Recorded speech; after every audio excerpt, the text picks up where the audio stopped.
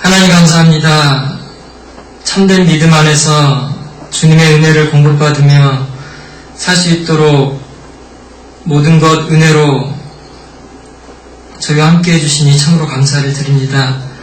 자녀교육 세미나로 교제코자 제들 함께 하였습니다. 모쪼록 주님의 귀한 기업인 우리의 자녀들 주님의 일꾼으로 양육하는데 부족함 없는 부모가 될 수 있도록 도와주시옵소서.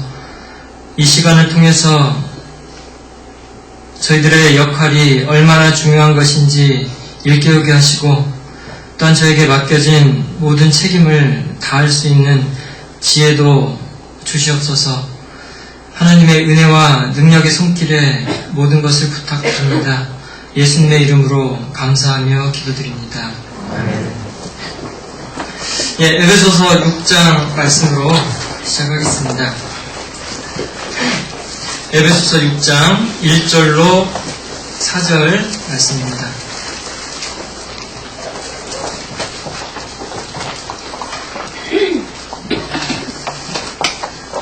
에베소서 6장 1절로 4절 말씀을 함께 읽겠습니다.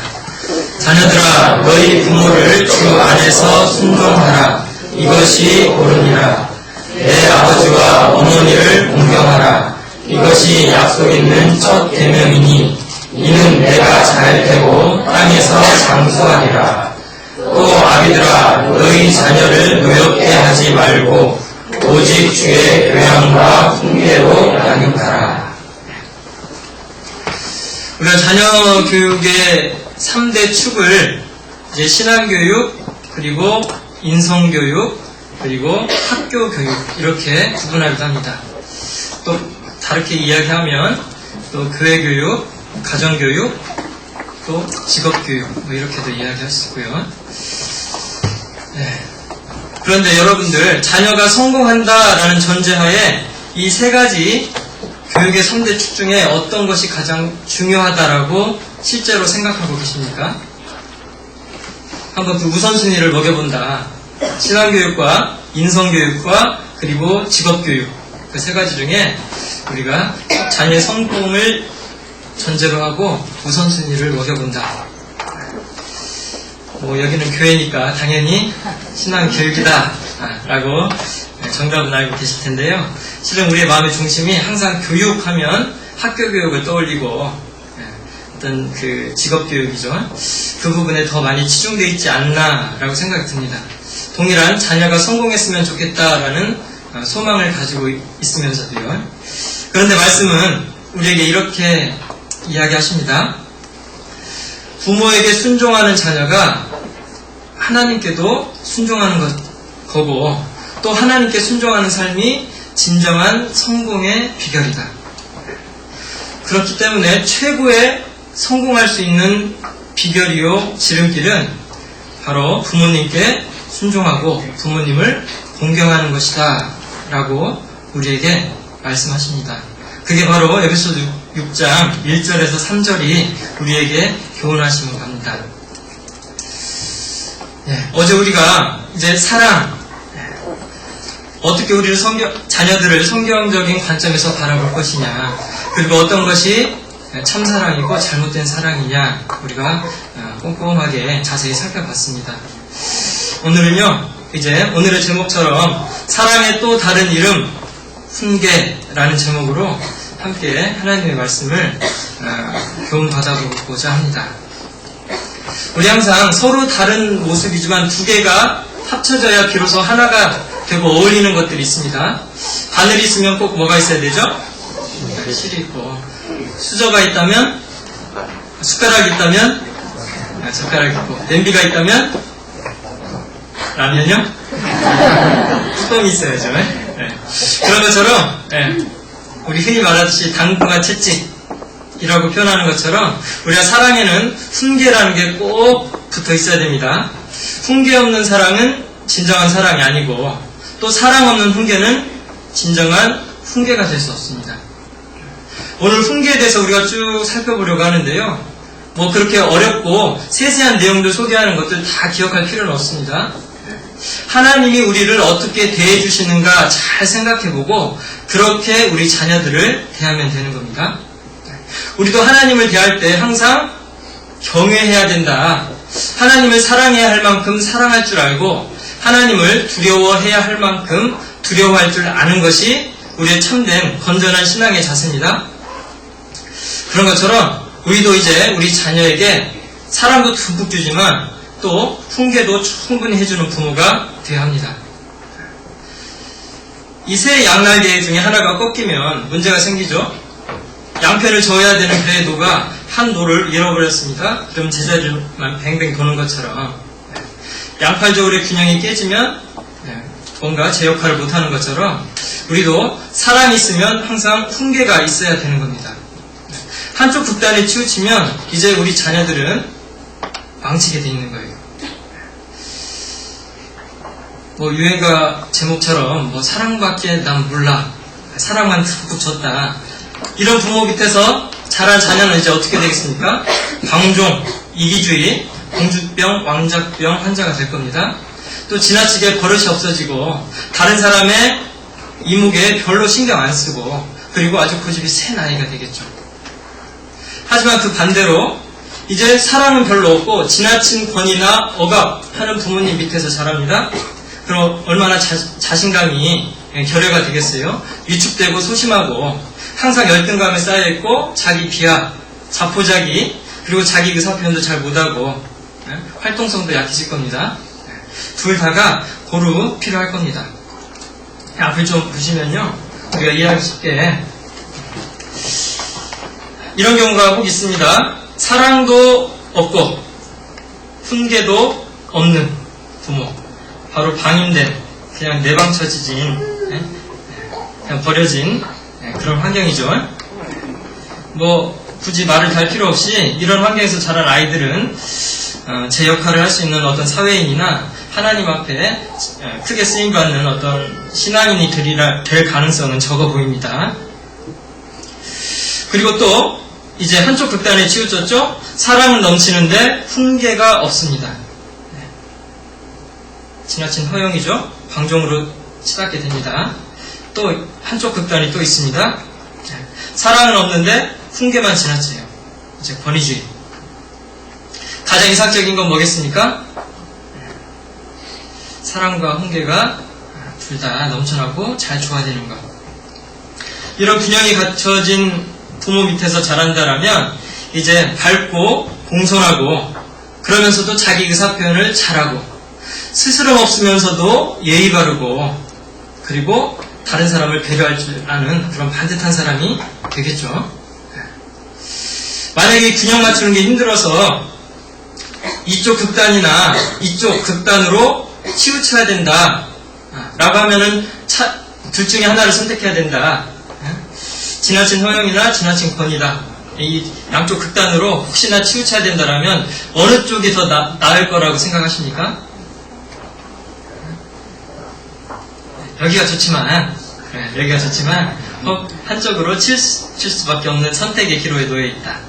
뭐가 나을 것 같아요? 다섯으로. 한번 생각해 보면 우리가 알 수 있습니다. 아주 엄한 부모님이 있어요. 그러다가 어느 날 내가 사랑이 부족했구나 라는 걸 알고 뒤늦게야 자녀들에게 사과합니다. 내가 너희를 너무나 엄하게 가르쳤구나. 이제부터 너희를 더 배려해주고 사랑으로 품어주마. 화해가 이루어지겠죠. 더 자녀와의 관계가 돈독해질 겁니다. 하지만 이쪽 이제 놔 길렀어요. 지 마음대입니다. 천방지축이에요. 뒤늦게야 권위가 필요하구나 알았습니다. 지금까지 내가 널 너무 놔 길렀구나. 이제부터 바짝 조이기로 하마. 어떻게 될까요? 제어가 안 되겠죠. 조화를 이루는 게 가장 좋지만 차라리 엄한 편이 낫다는 겁니다. 그리고 거기에만 머무르면 안 되겠죠. 점점 이쪽으로 수렴을 해서 사랑도 북돋는 쪽으로 가야 될 겁니다. 세상에서는 사랑이면 되지 무슨 아이들 기죽게 훈계를 하고 엄하게 다스리느냐 이야기하지만 분명한 건 하나님은 자녀를 바르게 자라게 하는 데 있어서 훈계라는 건 꼭 필요하다라고 말씀하십니다. 어제도 우리가 엘리 제사장의 두 아들 홈니와 비느하스에 비록 엘리 제사장 당사자는 훌륭한 사람이었지만 적절한 자녀 교육을 시키지 못했기 때문에 그 두 자녀가 하나님 앞에서 어떻게 망해갔는가 우리가 잠깐 살펴보았습니다. 또 다른 예도 있죠. 다윗도 개인적으로는 정말 훌륭한 사람입니다. 개인적인 신앙의 가장 큰 모델 중에 하나입니다. 그런데 그도 부인이 너무 많고 자식이 너무 많아서 그랬는지 자녀 교육에는 썩 그리 성공한 모습은 아닙니다. 압살롬과 아도니아라는 두 아들이 아버지를 제거하고 왕좌에 오르기 위해서 반란을 일으켰습니다. 그나마 왕권을 이어받았던 솔로몬도 근신과 자기 절제라는 덕목에 있어서 실격했기 때문에 말년이 허물어졌던 겁니다. 분명히 훈계가 필요한 겁니다. 아도니아가 왜 아버지의 그 왕좌를 넘봤는지 성경은 이렇게 이야기합니다. 열왕기상, 여기 에베소서 6장은 잡아놓고요. 열왕기상을 보겠습니다. 열왕기상 1장입니다.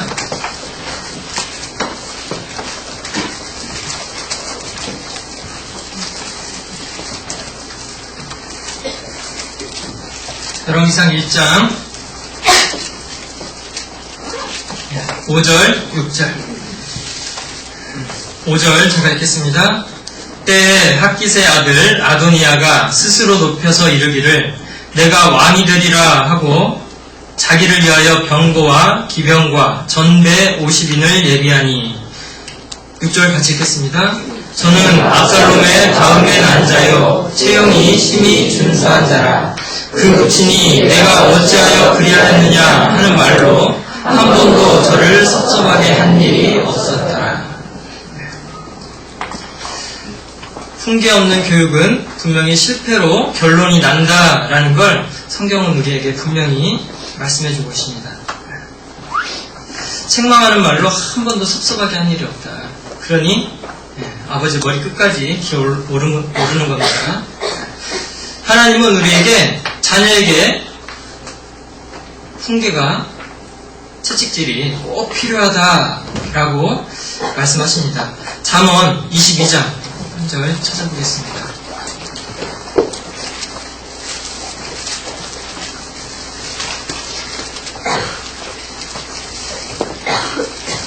잠언 22장 15절입니다.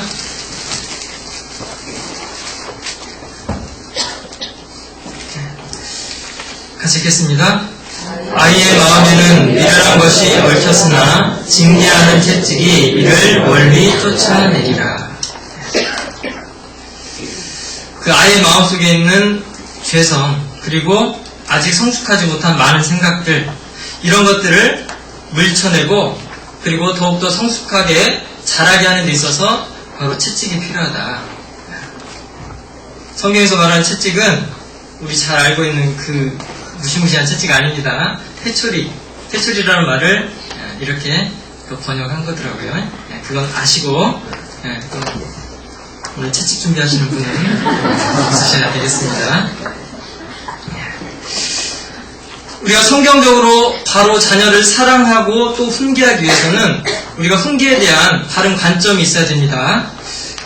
그러기 위해서 잠깐 정리하고 넘어가겠습니다. 세상과 성경은 서로 반대 입장에서 이야기를 합니다. 세상은 인간은 원래 선하다. 하지만 성경을 통해서 하나님은 진실을 말씀하고 계십니다. 인간은 죄성을 수여하고 있다. 어제는 자세하게 살펴봤기 때문에 오늘은 정리하는 의미에서 잠깐 훑어만 보겠습니다. 그리고 세상에서는 민주주의 모델을 적극 권장하죠. 너무 억압하지 말고 애들 의견도 존중하고 들어주고 그렇게 해라. 그런데 성경은 부모가 권위자가 돼서 적절한 제한이나 그리고 훈계나 그런 것들을 할 수 있다라고 이야기합니다. 또 권위는 나쁘다라고 세상은 얘기하고 하지만 아름다운 권위는 신성한 것이고 꼭 필요한 것이다 라고 성경을 통해 하나님은 말씀하고 계십니다. 자녀에게 자유를 주라. 하지만 성경은 제한과 질서와 순종을 가르쳐야 한다. 불필요한 충돌과 갈등을 피하라 라고 하지만 훈계를 위해서 때로는 충돌과 갈등을 감수해야 한다 라고 성경은 이야기합니다. 세상은 지금 만족감을 주기 위한 임시 방편적인 것들을 우리에게 이야기하지만 성경은 궁극적인 만족과 행복을 주기 위해서 당장의 아픔과 고통도 감수해야만 한다라고 말씀하고 계시는 겁니다. 자, 훈계에 대해서 이제 본격적으로 그 의미나 또 방법에 대해서 살펴보고자 하는데요. 훈계하면 맨 먼저 좀 여러분들 머리에 떠오르는 게 뭡니까? 좀 색깔로 구분하자면 밝은 면이 떠오릅니까? 어두운 면이 떠오릅니까? 네, 어두운 면. 잔소리하고 매들고 갈등하고 반항하고 뭐 그런 것들이 우리 머리에 떠오르죠. 우리가 성경적인 훈계의 의미를 실은 아직 잘 모르고 있기 때문에 훈계하면 그냥 어두운 면만 딱 연상한다 싶습니다. 훈계는요, 말이나 혹은 징벌을 통해서 자녀의 행동을 교정하는 겁니다. 그렇다면 어떻게 하면 자녀의 행동이 변하고 삶이 변할 수 있을까? 단순한 협박이나 그런 징벌만 가지고 징벌을 통해서 그렇게 되는 건 아닙니다. 실은요, 말이나 징벌을 통해서 그 마음을 감동시키고 마음이 변화할 수 있도록 우리가 도와주는 것이 실은 훈계입니다. 훈계하면 잔소리하고 회초리 들고 그것이 아니라 훈계라는 게 그 마음을 변하게 해서 삶을 변하게 우리가 유도하는 겁니다. 그렇기 때문에 굳이 회초리를 들지 않고 잔소리를 하지 않아도 그런 목적을 달성했다라면 우리는 이미 적절히 훈계한 거죠. 왜 우리가 그렇게 흥분하고 회초리를 드는데도 불구하고 자녀가 변하지 않느냐? 그 모양은 적절히 갖췄지만 그 본질이 빠져있기 때문에. 그리고 훈계는 했다 하지만 우리 자녀들의 마음이 변한 것이 아니라 오히려 더 상하고 반항심과 분노를 가졌기 때문이다 라고 생각해 볼 수도 있습니다. 에베소서 6장 우리 줄 걸쳐놓은 대로 다시 돌아가겠습니다.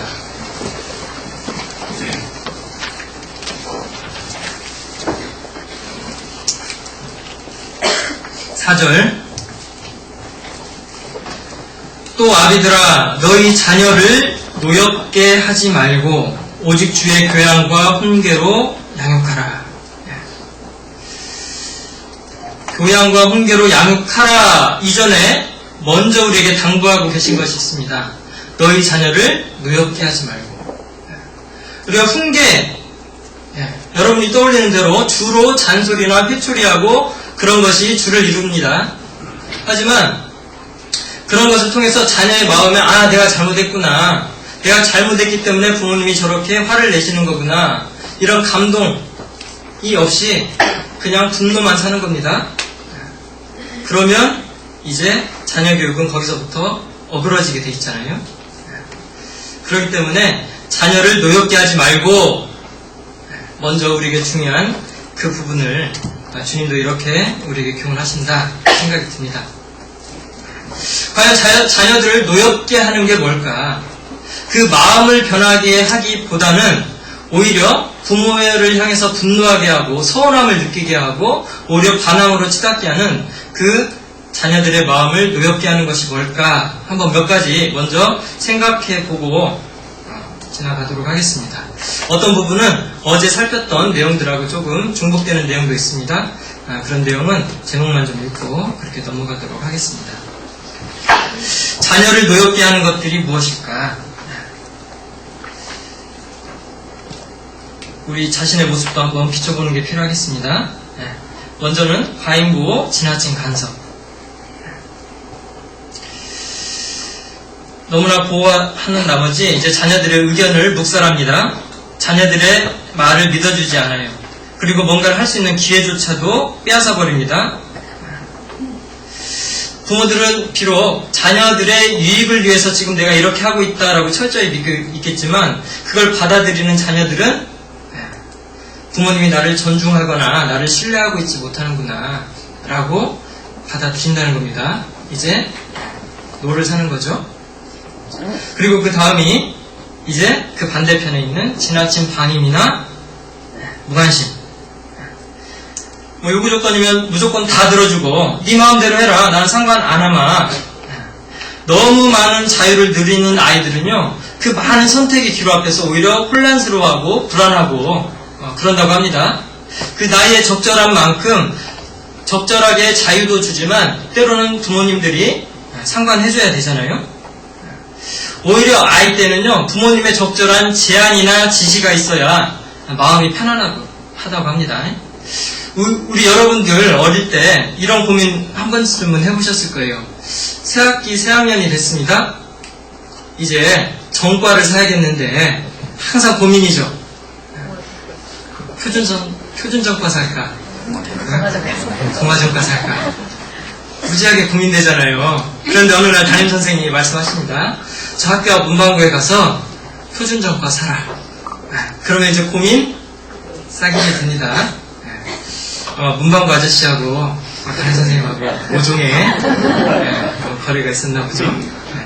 그런 것처럼요. 어릴 때는 지나치게 많은 선택의 기회에 아이들을 노출시킬 필요 없이 적절한 선에서 지시해주고 제안해줬을 때 오히려 안락함을 느낀다라고 합니다. 그래서 지나친 방임도 우리 부모님은 나에게 관심 없구나, 나에게 신경 쓰지 않는구나 라고 서운한 마음 그리고 노하는 마음으로 연결이 된다는 겁니다. 또 너무 당연한 이야기죠. 비교나 차별 대우. 너는 왜 형처럼 못하느냐? 네 친구 누구는 그것도 잘하던데. 자존심에 아주 큰 상처를 주는 겁니다. 부모들은 훈계했다라고 느끼겠지만 자녀들은요 오히려 노하는 거예요. 반감을 삽니다. 또 그 다음이 비현실적인 목표들. 자녀들에게 무조건 최고가 되기를 원하고 마치 자녀들이 부모가 못다 이룬 꿈의 대리 성취자인 것처럼 자녀들이 어느 정도의 성취를 이룰 수 있도록 우리가 독려하는 건 필요하지만 또 자녀들의 능력이나 역량보다 지나치게 높은 것을 제시해서 좌절하도록 좌절감, 실패감을 맛보도록 우리가 또 떠밀어서는 안 되는 겁니다. 이럴 때 오히려 자녀들은 이제 분노, 서운함 그런 것들을 느끼는 거죠. 그리고 또 하나가 비난과 비하입니다. 잘한 일 그리고 자기의 장점에 대해서는 별로 이야기해주지 않고 잘못한 일, 실수한 것만 계속 이야기하고 그리고 내가 별로 부모님에게 필요 없는 사람인 것이냐 말끝마다 아이고 성가시다 너 같은 건 불필요하다 라는 식의 느낌을 받게 하거나 어리석고 못났다 너는 골칫거리다 라는 식의 말이 됐든 표정이 됐든 암시를 그렇게 주면 아이들은 이제 나는 부모님께 인정받을 수 없는 존재구나 라고 자포자기하고 이제 모든 걸 노력을 놓아버리는 겁니다. 그리고 부모에 대해서 이제 등 돌리는 거죠. 이 말에 의한 상처, 부모에 의한 상처는 평생 갑니다. 이 다 큰 성인들에게 어느 때가 부모님에게 가장 서운했느냐라고 물었습니다. 누구 닮아서 이러느냐 엄마 아빠 큰가르기 아저씨 언니는 잘하는데 너 왜 못하니? 이게 좀 제일 큰 상처였죠. 저 같은 경우는. 비교하자. 옆에 집에는 안 그러는데 너는 왜 그러냐? 너 하면 내 맞는다 네가 뭐 이렇지 뭐 항상 이런 식이지 막 이런 거. 만약 어디 한 구석에나 좀 무너져 있다고 할까 그런 얘기들이 그러면 형보다 좀 못하느냐 자기의 자존심을 좀 부모님께서 자존심을 건드렸을 때 그러니까 능력이 없다는 걸 인정을 할 때 그런 게 항상 가더라고요. 목소리 담긴 구중은 마음에 큰 상처를 남깁니다. 너같이 성질 더러운 애를 도대체 누가 좋아하겠니? 아휴, 넌 도대체 왜 그렇게 멍청하니? 에휴, 앞길이 정말 뻔하다 뻔해. 이 자식이 아니라 왼수야 왼수. 아휴, 내가 왜 너 같은 걸 낳았나 몰라. 아이고 속상해. 넌 정말 왜 이렇게 뚱뚱하니? 하긴 맨날 돼지처럼 먹기만 해도 그렇지. 에이구. 얼굴이 못생겼으면 성격이라도 좋아야지. 엄마 말 좀 들어, 좀. 야, 이 돌가리. 이게 정수야? 정수야? 근데 어떻게 이런 걸 틀려? 어이구, 누굴 닮았을까? 어이구. 인격과 능력에 대한 이런 비판은 아이들의 마음에 평생 상처를 남기며 부정적인 영향을 끼치게 됩니다.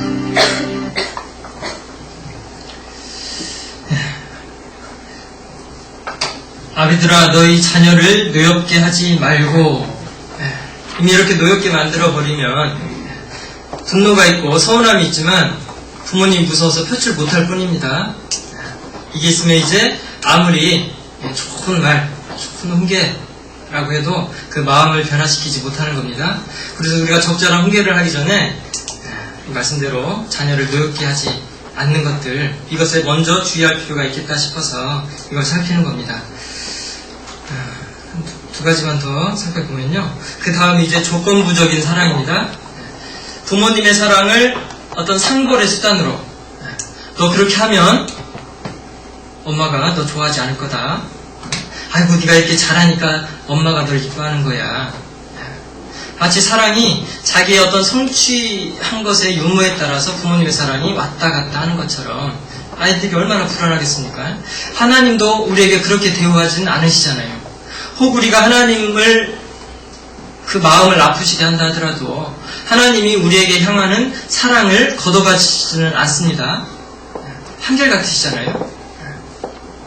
우리가 뭘 잘하고 잘못하고에 따라서 하나님의 사랑의 크기가 크거나 작아지거나 그러는 건 아닙니다.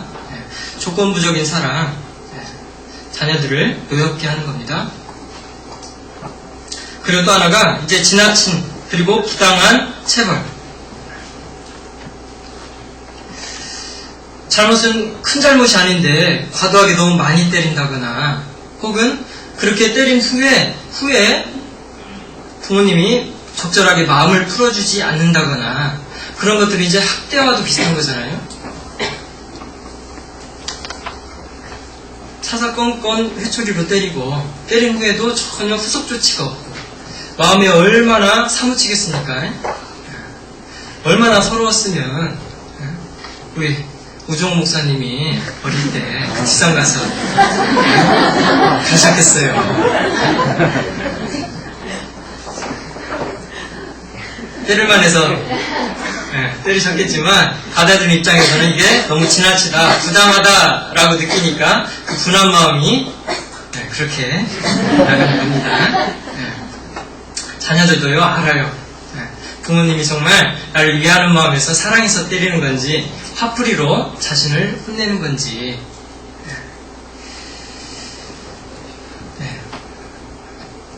보십시오. 이제 애들 다 합니다. 그냥 TV에서 한번 밝혔거든요. 선생님의 거침없이 독서를 보면 배고픈 적에 독한 것들이다. 나는 본격적으로 TV를 보고 있는 어린아이들의 정신 다 깰 거야. 이를 내 이름은 사람한테 애들 아니야, 그냥 아저씨야. 볼륨 좀 켜주시죠.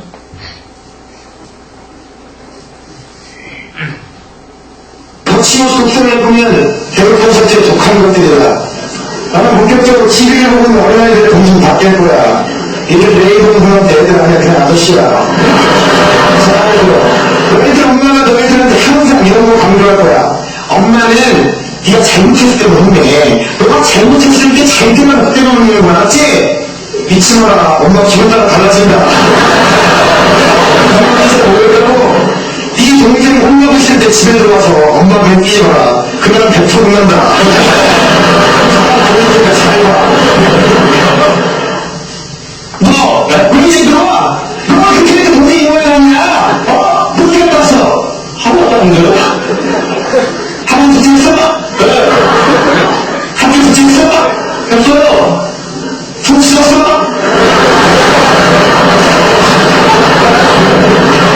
이거 좀 씻었어. 이리 와, 이리 와!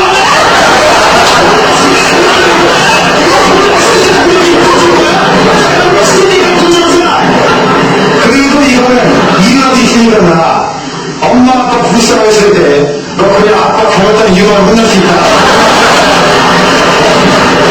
나는 자녀를 이걸 이제 다 밝혀졌습니다. 네, 답니다. 부당하게 때리면요, 아이들도 다 알아요. 네. 아비들아, 너희 자녀를 노엽게 하지 말고 오직 주의 교양과 훈계로 양육하라. 우리가 결국에 자녀들에게 전달해야 할 것은 성경의 모든 것입니다. 모든 성경은 하나님의 감동으로 된 것으로 교훈과 책망과 바르게 함과 의로 교육하기에 유익하니, 목적이 있죠. 이는 하나님의 사람으로 온전케 하며 모든 선한 일을 행하기에 온전케 하려 함이니라. 우리가 훈계를 통해서 이루고자 하는 목적이 바로 이겁니다. 그것을 이루도록 또 사랑과 함께 또 우리에게 필요한 게 주의 교양과 훈계라고 말씀하십니다. 교양이라는 말의 뜻이요, 원어를 조금 살펴봤더니 파이데이아라는 말이더라고요.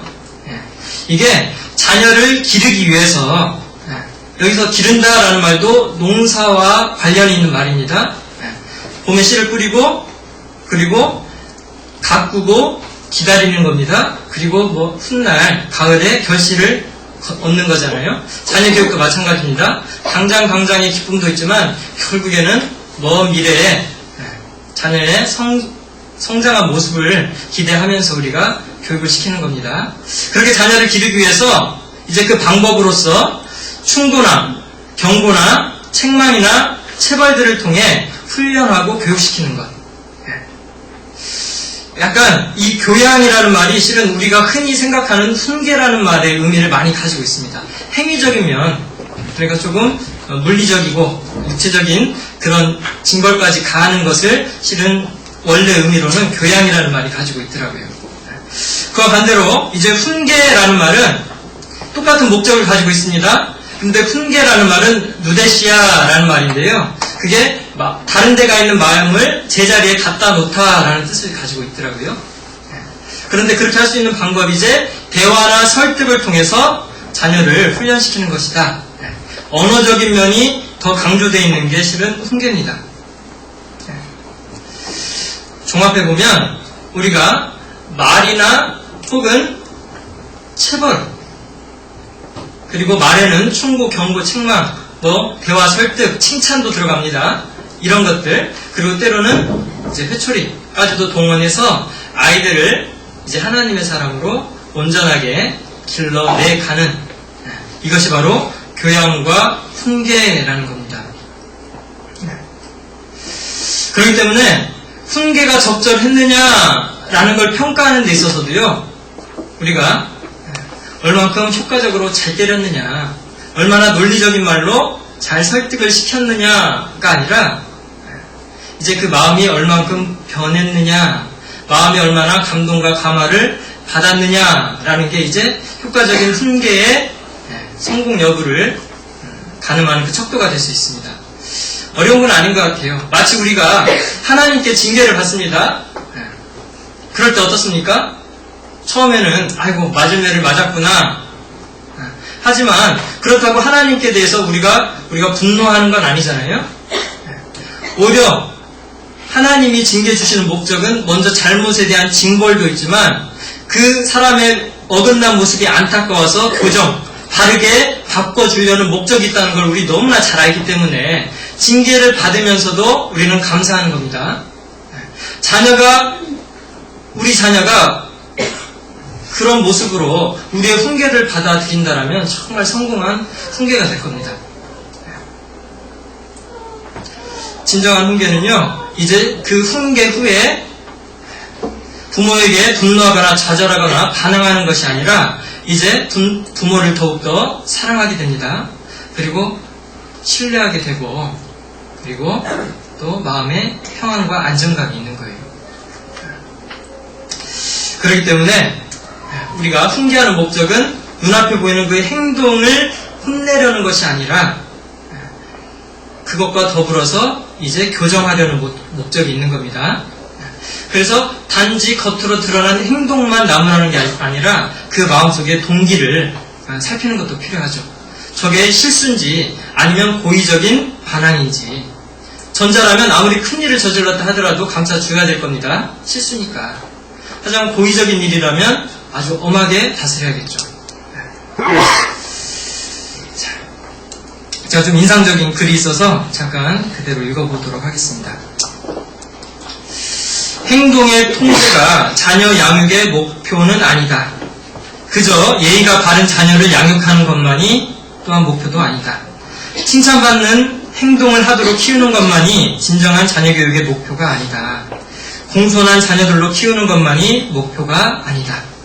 그것도 이루어야 할 것이긴 하지만 그것이 순전한 목표는 아니다라는 겁니다. 그런 외적인 절제만 아니라 유혹을 이해하고 거부할 수 있도록 훈련시켜야 합니다. 예절만 가르치는 것이 아니라 교만이 왜 악하고 탐욕과 정욕과 이기심과 시기심이 왜 하나님을 욕되게 하는 것인지 가르쳐야 합니다. 겉으로 나타난 잘못을 지적하고 벌을 주되 마음속에 있는 부패가 더 심각한 문제라는 것을 깨닫도록 도와주는 게 바른 훈계가 나아가야 될 방향인 겁니다. 이제 훈계라는 것의 의미와 훈계의 목적에 대해서 살펴봤습니다. 그럼 이제 방법론적으로 들어가세요. 구체적인 훈계 방법이 뭐가 있을까 좀 살펴보도록 하겠습니다. 잊지 말아야 될 것은 설명해드린 그 목적을 이루기 위한 우리가 적당한 방법을 적절한 때에 맞춰서 활용하는 겁니다. 이 방법적인 건. 그렇기 때문에 방법적인 것에 너무나 연연할 필요는 없어요. 그 훈계라는 것의 목적을 이룰 수 있도록 우리가 적절한 방법과 시기에 따른 적절한 활용이 필요할 뿐입니다. 그런데 훈계로 우리가 사용할 수 있는 방법들이 보통 이렇게 좀 이야기할 수 있습니다. 명령, 경고, 꾸짖음, 책망, 그리고 체벌, 그리고 꼭 잊지 말아야 될 것이 또 칭찬입니다.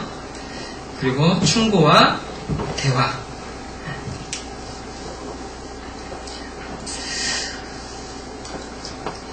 우리가 흔히 말합니다. 그 긍정적인 강화와 부정적인 강화. 이게 다 포함된 겁니다. 일단 아이들이 또 어리기 때문에 미숙한 부분이 있습니다. 부모들이 외부에서 조절해주는 조절기구의 역할이 바로 훈계입니다. 내가 어떤 행동을 했을 때는 책망과 꾸지람이 오는구나. 내가 어떤 행동을 했을 때는 또 칭찬과 보상이 오는구나. 전자가 부정적 강화라면 후자는 긍정적 강화입니다. 이를 적절히 활용해서 이제 그 훈계의 진정한 목적으로 우리가 나아가는 게 다른 모습일 텐데요. 그때 활용할 수 있는 방법들이 주로 좀 나열해 보면 이런 것들입니다. 밝은 것보다는 좀 어두운 게 많죠. 그러면 이제 이것을 어떻게 우리 아이들에게 적용할 것이냐, 이것이 또 우리에게 있는 문제일 텐데요. 아이들도 또 나이나 그 성장 단계나 혹은 원래 타고난 기질이 남다르기 때문에 천편일률적으로 동일한 방법을 동일하게 사용하는 건 의미가 없다라는 건 다들 동의하실 겁니다. 그렇기 때문에 이런 것들이 적절하게 그 자녀의 성장 단계나 타고난 어떤 성격이나 기질에 맞춰서 우리 부모님들이 그건 제일 잘 아시니까 적절하게 이제 적용하는 것이 또 우리 부모님들의 몫이다 라고 생각이 듭니다.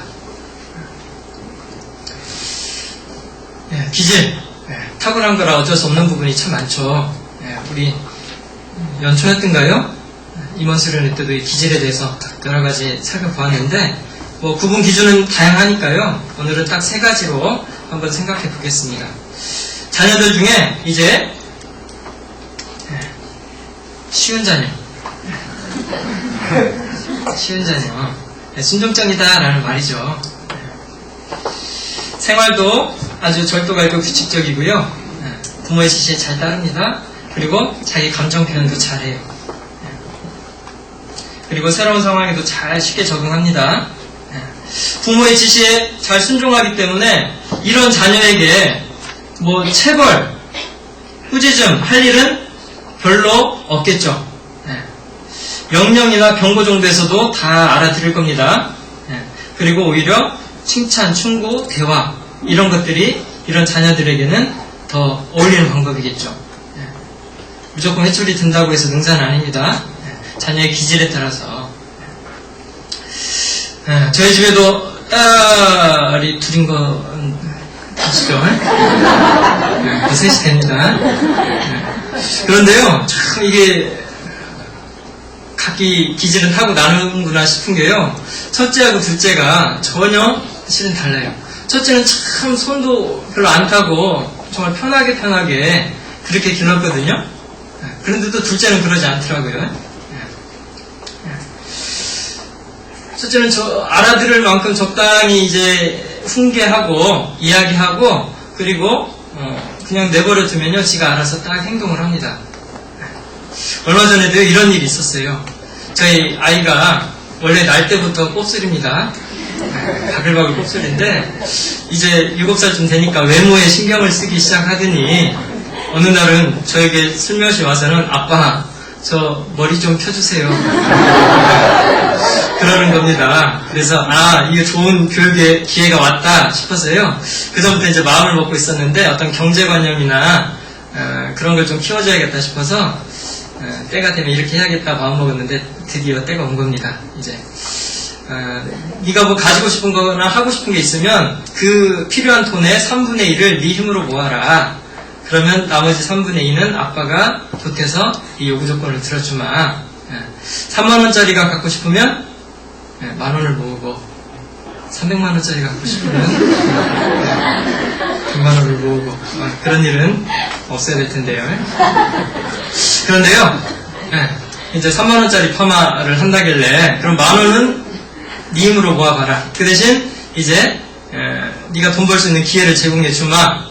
라고 하면서요, 몇 가지, 애가 생활이 흐트러진 몇 가지 부분이 있어서 그걸 조건으로 걸었어요. 이걸 어떻게 하면은 그날 이제 잠자리 들기 전에 쭉 체크해서 거기에 맞는 이제 액수를 주마 하고 수첩을 하나 딱 만들어 줬더니요, 갑자기 이렇게 써달래요.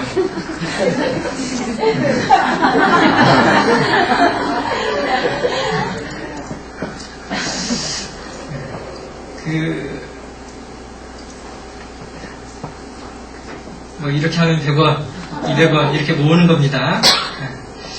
그래서 이제 4월 1일날 그 대프로젝트를 시작했는데요. 첫날은 300원 하다가 이제 드디어 보름 만에 1,400원을 모아서 일했던 그녀가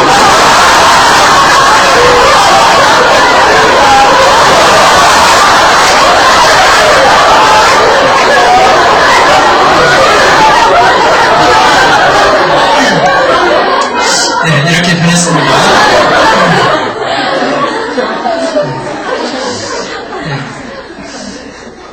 얘만 키울 때는 잘 몰랐는데요. 둘째가 생겨나고 둘째는 상당히 까탈스럽습니다. 말 그대로.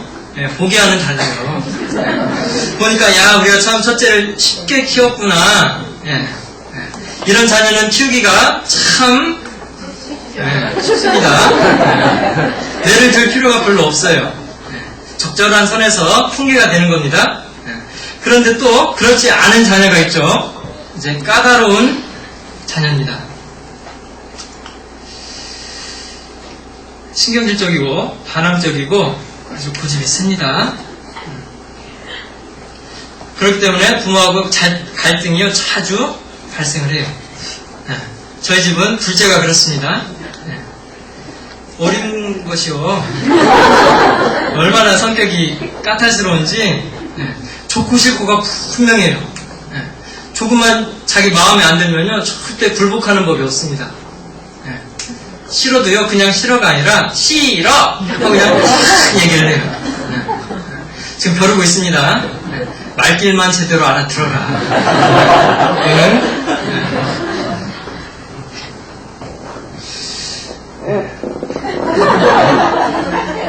이 눈망울을 보고 어찌 그런 반항이 있을까 생각했으니까 싫으면 가차 없습니다. 울고불고 난리예요. 이 아이를 볼 때마다요 그 만화 속의 어떤 캐릭터가 하나 생각이 납니다. 아세요? 분리할 때는 이렇게 순진한 눈빛을 하고 있다가 아주 영악한, 비슷하잖아요?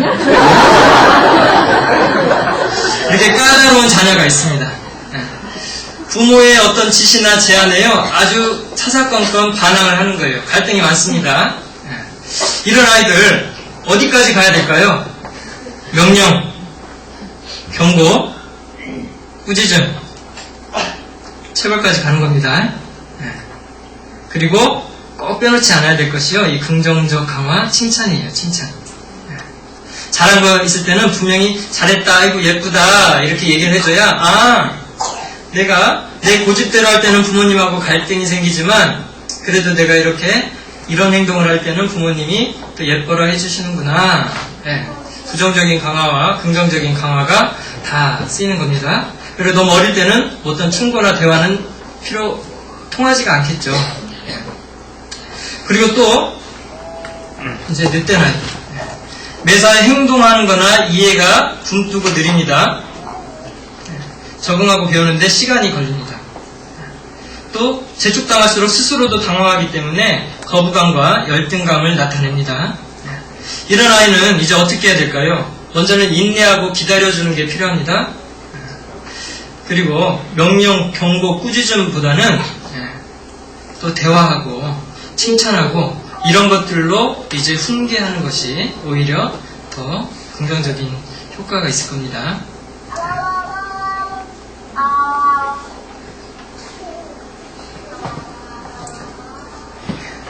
기질에 따라서 우리가 훈계의 본연의 목적을 이루기 위한 방법들 중에 이제 적절한 방법을 선택해서 취하는 겁니다.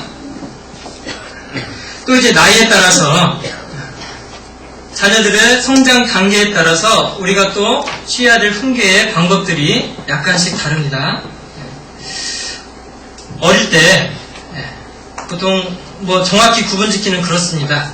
대략 0세에서 5세 사이는요, 부모는 이제 자녀에게 있어서 보호자고 그리고 권위를 행사할 수 있는 권위자입니다. 그래서 이 시기에 자녀들이 부모의 말에 순종하도록 교육을 우리가 시켜야 되는 겁니다. 그리고 어떤 아이들은 아직 이해력이 부족하기 때문에 매사에 다 그 이유와 정황을 설명해 줄 필요는 굳이 없습니다. 일단 이때는 부모의 지시에 순종하는 걸 배우게 하는 겁니다. 그리고 아이들은 잘못하고도요, 조금 시간이 흐르면 내가 뭐 잘못했는가 모릅니다. 시간 지난 후에 혼내봐야 내가 왜 혼나지? 분노하게 됩니다. 그렇기 때문에 이 나이 때는요, 잘못한 그 자리에서 바로 이제 체벌하거나 꾸짖거나 하는 것이 필요한 겁니다. 하지만 이 안에서도 이제 신생아 때는 이제 돌이 되기 전까지요, 신생아 때까지는 이때는 뭐 아무것도 안 통하잖아요. 무조건적인 사랑을 베풀 수 있을 뿐입니다. 이때가 또 가장 중요한 부모 자녀 간의 애착관계가 형성되는 때이기 때문에 0세에서 5세 사이에 특히나 돌 이전은 이제 무조건적인 사랑 그리고 애착 형성에 우리가 더 관심을 가지고 그때 뭐 굳이 꾸짖거나 뭐 그럴 일이 실은 별로 없잖아요. 그래야 뭐 효과도 없고. 그런데 이제 돌 무렵이 됩니다. 걷기 시작하고 위험한 행동들을 할 때는 적절한 제재가 필요한 겁니다. 위험한 걸 들고 있거나 할 때는요, 그걸 빼앗을 수도 있어야 되겠죠. 혹은 손등을 툭 하고 때려주든지 이 정도의 어느 정도의 제재는 필요한 겁니다. 또 위험한 거, 뭐 당장 치명적인 것도 아닌데 위험한 거 들고 있다고 그냥 휙휙 빼앗아 버리면 아이들 성격 배리기 딱 좋습니다. 그렇기 때문에 뭐 손에 쥐고 있다 그러면 다른 걸 쥐어주고 그걸 놓게 하고 그 정도의 신사적인 모습은 좀 필요하겠죠. 가만 보니까 저희 둘째가 성격이 나빠진 이유 중에 하나가 언니 덕도 있는 것 같아요. 자기 물건 만진다 그냥 휙 빼앗잖아요. 그러니까 얼마나 얘가 성질이 신경이 날카로워지겠어요. 그리고 이제 두 돌이 될 쯤 되면은 이제 웬만큼 옹알이도 하고 웬만한 말은 일상적인 대화는 알아듣습니다. 이때는 이제 명확히 잘못된 것, 특히나 그냥 단순히 실수가 아니라 부모님에 대한 어떤 반항의 모습을 보인다라면 이제 체벌하는 게 필요합니다. 그리고 말씀드렸다시피 즉시 체벌. 조금 시간 지나면 스스로가 왜 혼나는지도 모르니까. 그리고 이때는요, 반복적인 명령이 필요한 겁니다. 그리고 또 이 시기에는 부모님의 지시나 명령에 따르지 않는다라는 그거 하나만으로도 체벌이 가능한 시기예요. 굳이 뭐 이유나 정황을 설명할 필요 없습니다. 왜 이거 하라고 했는데 안 하고 있어. 이거 딱 하나만 가지고도 충분히 체벌을 해야 되는 시기가 바로 이때입니다. 부모의 권위에 아래로 와서 순종하는 걸 배워야 할 때가 이때이기 때문에, 또 후반부에 설명하겠지만 이 10세 이전에 부모의 권위에 순종할 수 있는 그런 최소한의 훈련이 안 돼 있으면 이제 그 실수에 대한 열매는 사춘기 때 거두게 되는 겁니다. 그 당시에는 웬만한 건 힘으로 제압이 가능하기 때문에요, 그때는 잘 표가 안 나요. 그런데 이제 사춘기 때 부모의 어떤 제재력에 한계가 올 때 되면 이제 그 이전에 거두었던 부주의에 대한 열매를 그때 거두게 되는 겁니다. 다시 설명드리기로 하고요. 그리고 이제 초등학교 졸업하기 전까지, 취학 전에서 초등학교 졸업 직전까지, 이때는 이제 부모님은 양육자입니다. 그리고 역할 모델, 본이 돼주는 그런 존재잖아요. 이때는 말보다는 행동으로 보여줘야 합니다. 그리고 이때가 본격적인 회초리가 가장 위력을 발휘할 때가 바로 이 무렵이죠. 초등학교 졸업하기 전까지. 성경에 아이들에게 훈계하고 그리고 내지래라 라는 말씀들이 참 많습니다. 이 말씀들이 가장 적합한 때가 바로 이제 초등학교 시절이라는 겁니다. 초단을 참아 못하는 자는 그 자식을 미워함이라. 자식을 사랑하는 자는 근실히 징계하느니라. 자녀를 진정 사랑한다라면 이 훈계 그리고 회초리라는 걸 가지고 근실히 징계해야 한다. 내가 내 아들에게 소망이 있은즉 그를 징계하고 죽일 마음은 두지 말지니라. 훈계의 목적이 있었습니다. 그것에서 벗어나서 어떤 부모의 분노나 화풀이, 애들도 다 알잖아요. 그런 걸로 자녀들을 때려서는 안 된다라는 겁니다. 아이를 훈계하지 않으시 말라. 채찍으로 그를 때릴지라도 죽지 아니하리라. 이 말이 반갑죠? 오늘 집에 가면 죽었어. 그러면 안 된다는 겁니다. 이 원래 말뜻이요, 이 채찍이라는 게 손가락보다 가는 이 회초리를 말하는 겁니다. 회초리로 맞았다고 해서 죽는 일은 없다. 치명적인 거 아니고 안전한 거니까 적절히 잘 훈계하는 데 활용해라 라는 그런 의미가 있는 겁니다. 무지막지하게 때리라는 말씀이 아닙니다. 채찍과 꾸지람이 지혜를 주거늘 임으로 하게 버려두면 그 자식은 어미를 욕되게 하느니라. 결국에는 그 부주의함, 훈계를 적절하게 하지 않음의 결과를 나중에서 이제 거두게 되는 겁니다. 그래서 적절한 매질이나 회초리를 가하기 위해서 우리가 좀 알아야 될 것들이 있습니다. 이때가 가장 우리가 많은 것들을 주의해야 될 것 같아요. 왜냐하면 이때 어떻게 했느냐에 따라서 그에 대한 혜택을 그 후 이제 청소년기 성인기에 우리 부모님들이 그 결실을 거두고 그걸 누리는 때이기 때문에 이 초등학교 때 이때가 가장 중요한 겁니다. 그래서 먼저는요, 기준 없이 때리면 아이들도 부당하게 생각합니다. 그렇기 때문에 어떤 상과 벌의 명확한 기준을 먼저는 명시해 주셔야 돼요. 너 이런 행동 몇 번 더 부모님께 눈에 띄우면 어떻게 하겠다, 이런 식이에요. 그렇게 해서 먼저 명확한 기준을 가지고 제시해야 된다라는 겁니다. 하지만 우리가 주의해야 될 것은 어떤 능력에 관한 부분, 학교 성적에 관한 부분, 이런 거 가지고 굳이 이렇게 기준을 정하고 너 다음 시험에 전교 10등 안에 안 들면 회초리 100대다. 지금 반에서 10등도 못하는데 그러면 안 되잖아요. 그런 거 말고 인격적인 부분, 그런 부분에서. 그리고 그 문제 상황이 아이의 실수인지, 그때는 체벌은 부당한 거잖아요. 오히려 실수를 감싸주고 위로해줘야죠. 아니면 반항인지, 그것을, 그 동기를 잘 살펴야 된다는 겁니다. 고의적이고 반복적이고 그 고집 피우느라고 그러는 거면요, 아주 단호하게, 그때 물러서면 안 되는 겁니다. 아주 단호하게 이제 회초리까지도 되고 체벌도 해야 하는 겁니다. 그리고 부모님이 이제 자녀에게 흥분된, 격양된 감정으로 화풀이식으로 때리는 건 절대 위험하겠죠. 또 말을 하면서 아이에게 자꾸 거부당한다라는 느낌을 주는 거예요. 너 이러면 내 딸 아니다. 너 이러면 집에서 내 쫓는다. 이런 거부감을 주는 말들 흔히 합니다. 저희 집에서도 가끔 들어보는 것 같아요. 그리고 아주 비꼬듯이 잘했다. 다음에 또 그래라. 그리고 막 지난 일까지 다 끄집어서 너 언제 이랬지 언제 이랬지. 이런 것들. 이런 식의 지나친 흥분이나 부당한 것들을 가지고 아이들을 나무래서는 안 될 겁니다. 그리고 혹 회초리를 때릴 일이 있다라면 이제 자기 형이나 누나, 동생이 보는 앞에서 때리면 자존심까지 상하잖아요.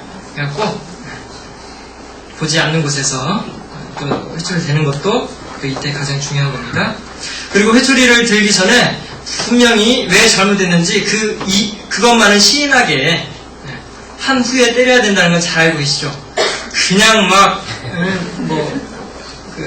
복싱 링에서 몰고 가듯이 그냥 막 때리면서 얘기하면 전혀 이제 분노만 살 뿐이잖아요. 너 어떻게 언제 이렇게 하면은 엄마가 혼낸다고 했는데 너 벌써 몇 번째다. 그때 어떻게 하기로 했지? 이렇게 정확하게 스스로도 내가 맞아도 싸구나 라는 걸 납득해야 된다는 거죠. 그리고 가장 좋은 또 방법 중에 하나는요, 그 회초리는 다 있잖아요. 저희 집도 준비해볼까 하는데 그 매판이라고 합니다. 아이들이 딱 올라가서 회초리 맞을 수 있는 그 매판까지 준비해놓고요. 아이 보고 가져오게 하는 게 낫겠죠. 이미 다 그냥 준비해놓고 또 빨리 올라서 그러고 때리면 효과는 좀 덜 할 겁니다. 너 그 매판하고 매랑 가져와라. 잘못했으니까 맞아야지.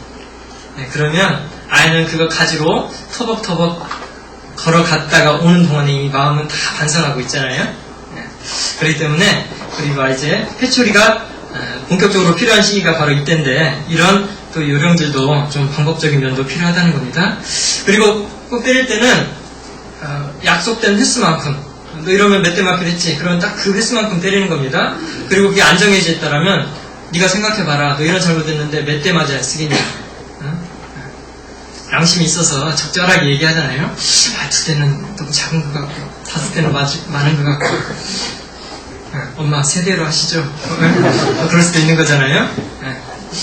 그래서 회초리의 대수가요, 또 한 10대에서 15대를 넘어가면 이제 서로 막 감정이 상하잖아요. 흥분되고. 그렇기 때문에 회초리의 대수는 최대한 한 15대는 넘지 않는 선에서, 그리고 그 안으로 때리되 아주 아프게 때려야 된다는 겁니다.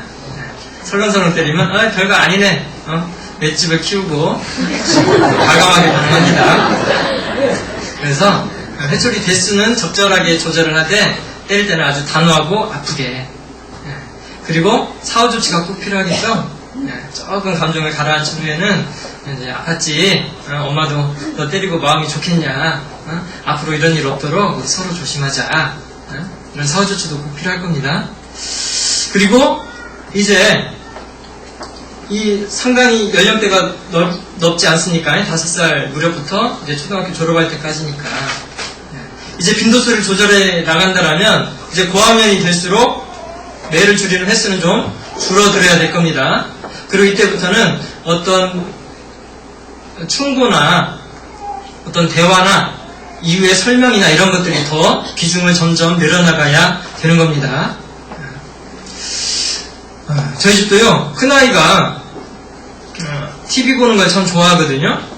그래서 때로는 그 일주일 동안 그 네가 꼭 봐야 되는 거 한번 적어봐라. 그래서 서로 상의를 해가지고 꼭 봐야 될 것만 약속을 정하고 그거 볼 것만 보면 자기가 스스로 TV 끄기로 해가지고 지금까지 잘 지켜오고 있는데요. 때로는 좀 과하다 싶고 너무나 TV에 몰두한다 라는 느낌 때문에 불안할 때가 있거든요. 그럴 때는 아이에게 이제 그 부분에 있어서만은 때릴 때는 이미 지났더라고요. 그래서 언젠가 한번 이렇게 얘기를 했어요. 은준아, TV 많이 보면 사람이 생각이 없어지고 자꾸 바보가 돼. 그건 너도 알고 있지? 아빠는 은진이가 TV 너무 많이 봐서 바보 되는 거 싫다. 그래서 은진이가 너무 TV 많이 보는 것 같다 싶으면 은진이를 위해서라도 이거 TV 치워버릴 수밖에 없다. 그러니까 약속대로 잘 보고 조심하자. 그랬더니요, 대뜸한다는 얘기가 아빠 내일부터 TV 안 볼게. 안 봤을까요? 보긴 봤는데요. 그 얼마나 기대갑니까? 스스로 절제하려고 하는 모습이. 이렇게요, 이제 조금씩 설명하고 대화하는 것들이 늘어가야 한다라는 건 우리가 꼭 생각해야 됩니다. 우리 항상 체벌이 있을 때는요, 최소한 그 진심은 자녀들은 알고 있어야 되잖아요. 아, 내가 지금 혼나긴 하지만, 맞고는 있지만, 부모님이 나를 사랑해서 이렇게 하시는 거구나. 어떻게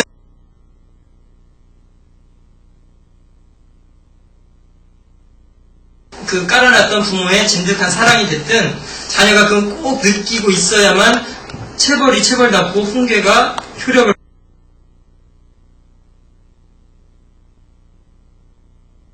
키울 뿐입니다. 뭐 문제 있다고 외출하려고 데리고 나갔어요. 그랬더니 말도 안 듣고 막 천방지축으로 뛰어놉니다. 그러니까 어머니가 너 자꾸 이렇게 뛰면은 다음부터 외출할 때 안 데리고 나온다.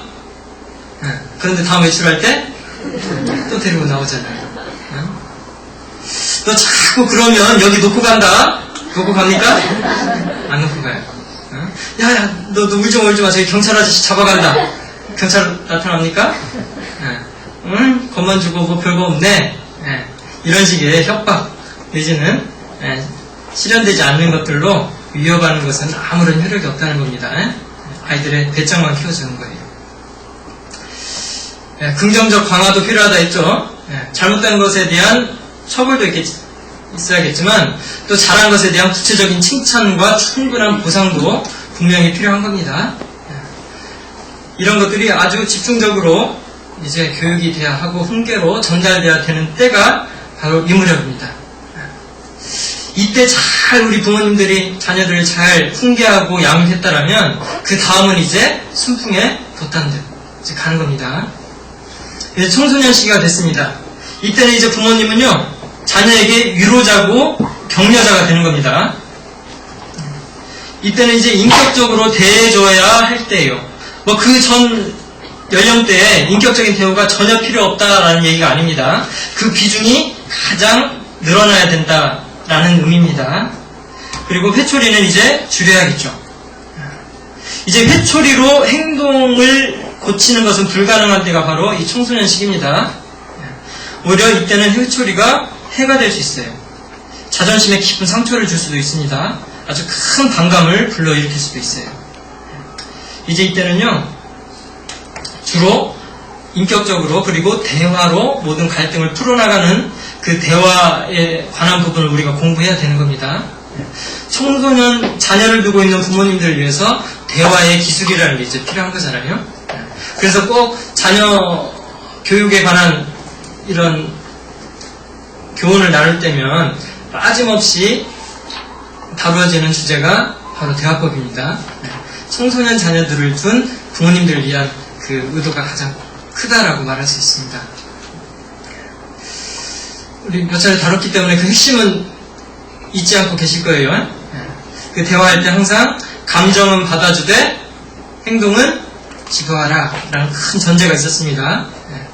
나중에요 저희가 지금 성경적 부모교실이라는 책을 골자로 해서 지금 금년부터 내년 상반기까지 한 3차례 정도 쭉 저희들이 자녀교육 세미나를 가지려고 하는데 오늘 아주 절찬리에 판매가 될 예정이라는 소식이 있습니다. 네. 오늘 제가 말씀드리는 내용도요, 다른 관련 서적들 많이 참고한 것도 있지만, 큰 골자는 그 성경적 부모 교실이라는 책을 이제 그 틀은 빌려왔습니다. 그렇기 때문에 또 내년 초까지 우리가 공부할 교과서니까, 텍스트니까, 그거 꼭 없으신 분은 구입하시고 충분히 읽어보시는 게 좋을 것 같습니다. 거기에도 대화법이라는 게 있어요. 그 책에도 언제 또 자세하게 다룰 기회가 있을 겁니다. 그리고요, 이때는 이제 아이들과 진솔한 대화, 그리고 우정어린 설득, 뭐 이런 것이 필요한 때입니다. 쉽게 말해서 간이고 쓰기고 다 내놓고 애들하고 솔직하게 얘기해야 된다는 거예요. 그리고 이때도 항상 긍정적 강화, 부정적 강화, 잘한 것에 대한 칭찬과 보상, 잘못한 것에 대한 꾸중과 책망, 분명히 둘 다 있어야 됩니다. 그래야 아이들도 이제 그때는 이성적으로 판단하잖아요. 내가 이런 말을 하고 이런 행동하면은 내가 또 한 대 맞든지 혼나든지, 내가 이렇게 하면 부모님이 좋아하시지. 부정적 강화와 긍정적 강화를 스스로도 이제 터득할 때가 바로 이때입니다. 그래서 잘 이제 활용할 때고요. 또 그러기 때문에 아이들을 때린다 이런 식의 벌칙을 주기보다는 이제 아이들이 자녀로서 누릴 수 있는 어떤 물질적인 혜택이나 뭐 그런 것들이 있습니다. 용돈을 줄인다든지, 외출 시간을 제한한다든지, TV 시청이나 컴퓨터 사용을 약간 벌칙성으로 제한한다든지, 뭐 이런 식의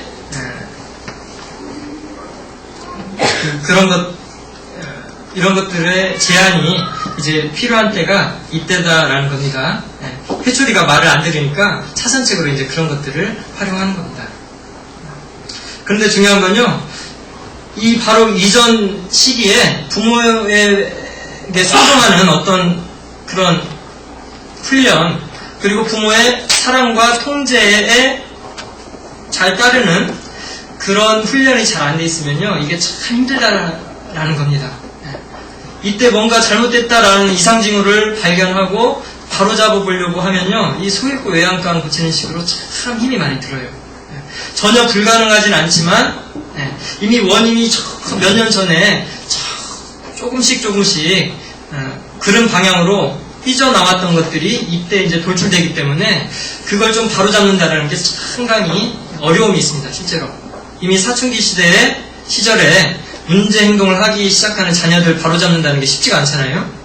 그래서 일단 초등학교 이하의 자녀를 두고 계신 분들은 지금 잘해야지, 이런 생각을 좀 가지실 필요가 있습니다. 그리고 이제 모든 게 마무리되는 때가 이제 19세 이후 성인이 되는 때입니다. 이때 이제 부모님은 상담자요, 친구잖아요. 자녀들이 이제 자녀들을 떠나보낼 준비를 하고 자립할 수 있도록 도와주는 시기입니다. 마치 운동선수와 코치의 관계로 비유하자면 이 첫 번째 단계는요, 무조건 순종해야 돼요. 코치의 말에 무조건 순종하는 것처럼 그래야 훈련이라는 게 되지 않습니까? 그리고 나중에는 이제 기본적인 순종 관계가 형성이 되면 이제 두 번째로 가서 운동선수는 이제 코치가 하는 것을 보고 배우는 때입니다. 그때가 바로 이 두 번째 단계로 말할 수 있고, 그리고 이제 충분히 보고 배웠으면 이제 선수는 뛰잖아요. 운동 경기에 참여합니다. 그리고 코치는 격려해줄 뿐이에요. 가끔 조언해주고. 그리고 이제 그 단계를 넘어가면 이제 프리를 선언하잖아요. 코치를 떠나서. 그러면 이제 친구가 돼주는 겁니다. 상담자가 되시는 거예요. 가르치기보다는 이제 친구처럼 대화하고, 그리고 자기의 인생의 경험을 간증하듯이 자연스럽게 얘기해주고, 이런 때가 바로 이유입니다. 전에 어떻게 했느냐에 대한 혜택을 누려서 기쁨을 누리느냐, 아니면 이때까지도 말썽 피우는 자식에게 때문에 가슴 저리고 아파하는 해야 하느냐, 그것이 이제 결실로서 나타나는 데가 바로 이때겠죠. 그렇기 때문에 이제 자녀를 훈계하는 데 있어서 이제 지시하고 혹은 가르치고 지배하고 가르치는 두 양축을 둔다라면 이렇게 좀 구분할 수 있습니다. 둘 다가 항상 필요하지만 그 비중의 차이가 있다는 거예요. 어릴 때는 주로 지배가 주를 이룹니다.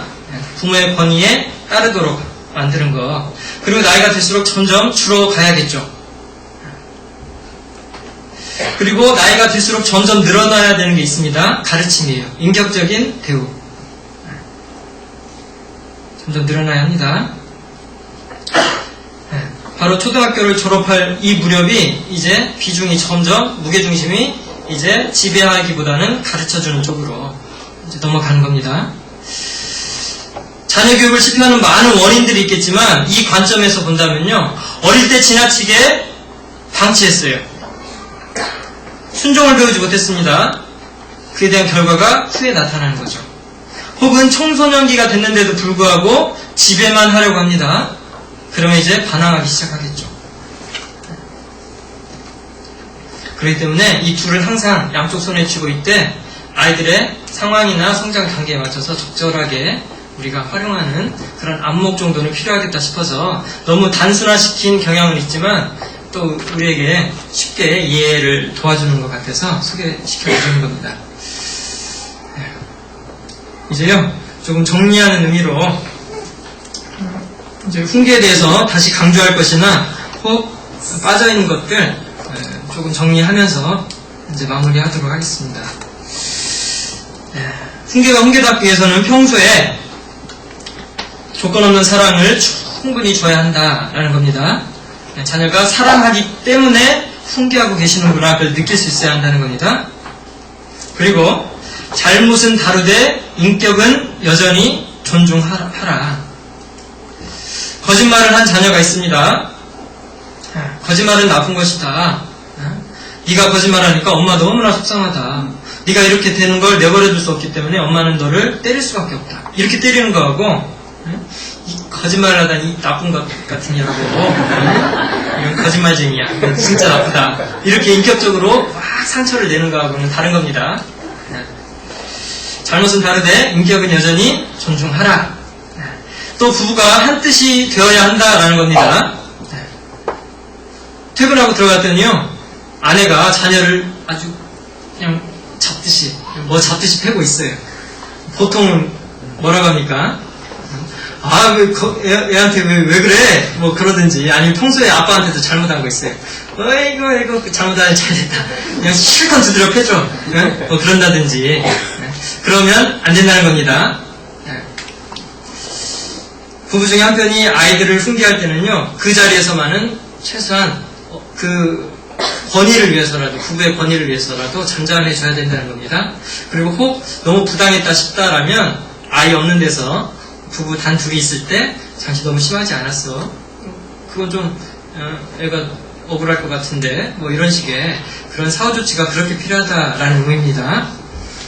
그리고 자녀는 부모의 삶을 보고 배운다는 것을 잊지 말라. 너무 당연한 이야기죠. 오히려 부모님의 삶을 통해서 이율 배반 혹은 위선을 배울 수도 있다는 위험성을 이야기하는 겁니다. 또 부모의 감정이 폭발이 하는지 스스로 점검하라. 그냥 정말 화가 나서 때리는 건지, 아니면 진정한 훈계, 진정한 교육을 위해서 매를 드는 건지 스스로 잘 생각해보고, 그러기 위해서 속으로 숫자를 좀 세봐라. 어제도 말씀해 주셨죠. 그런 게 필요하다는 겁니다.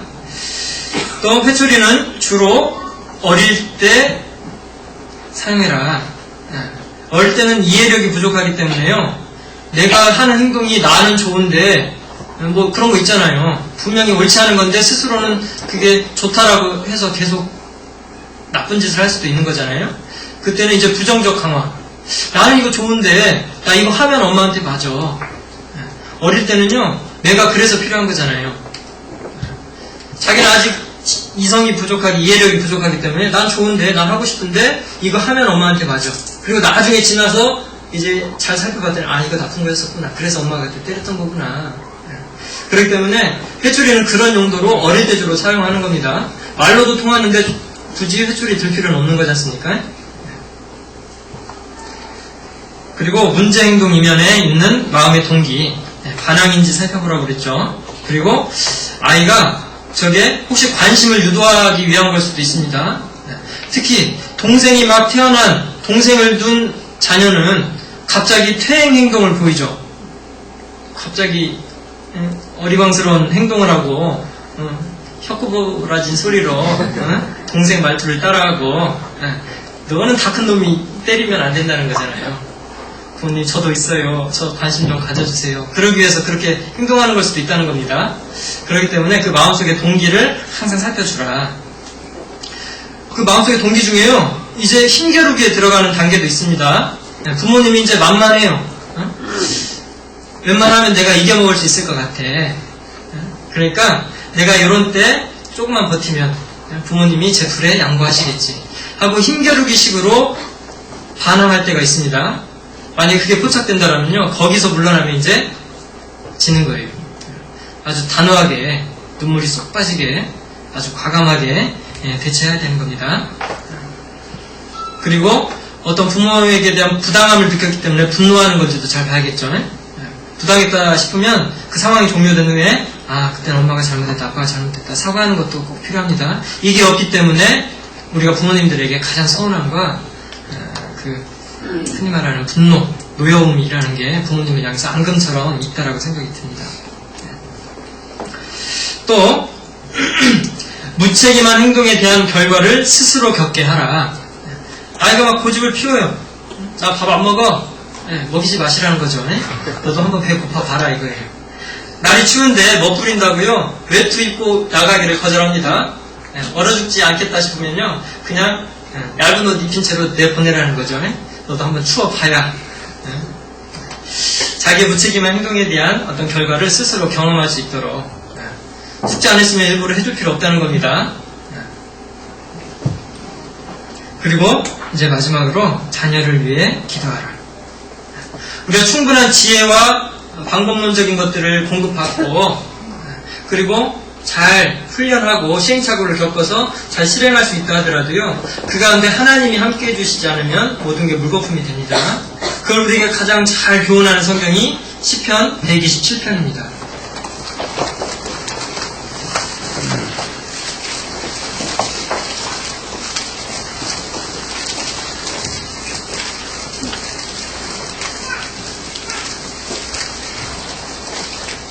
시편 127편 1절입니다.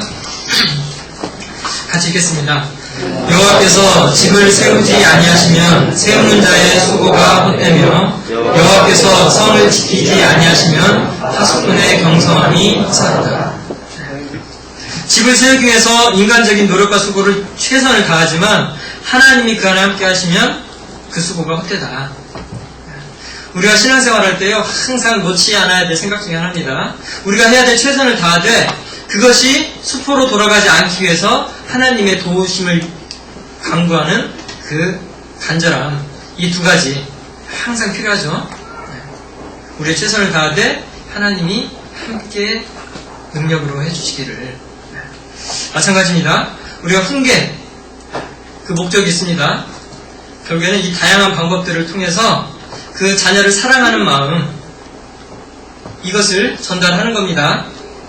그 적절히 그 다양한 방법들을 사용해서 그 마음에 감동과 감화를 받기 위해서 하나님이 원하시는 대로 하나님의 사람으로 모든 선한 일을 행하기에 온전한 사람으로 만들어 가고자 하는데 훈계의 목적도 있는 겁니다. 그걸 잃지 말고 우리가 봐온 방법들을 적절히 활용하되 그 가운데 하나님이 함께 하시기를 잊지 않는 것도 우리에게 너무나 필요하겠다 싶어서 말씀드립니다. 마지막으로 우리 처음 찾았던 그 에베소서 6장 4절 말씀을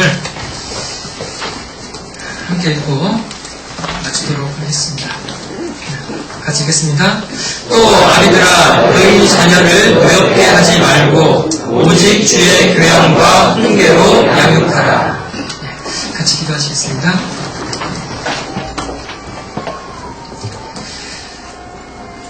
주님 감사합니다. 그리스도와 교회의 비밀을 배울 수 있는 귀한 가정을 저에게 허락해 주심에 참으로 감사를 드립니다. 또한 주님의 사랑을 이해할 수 있도록 저희의 모든 것을 줘도 아깝지 않은 사랑하는 자녀들을 선물로 주심도 참으로 감사를 드립니다. 부모된 저희가 먼저 주님을 앞서 따르는 가운데 우리의 자녀들도 주님의 사랑으로 온전하게 성장해 갈 수 있도록 도와주시옵소서. 이 시간 함께 해주심에 참으로 감사를 드립니다. 돌아가는 발걸음도 주님 지켜주시옵소서. 예수님의 이름으로 감사하며 기도드립니다.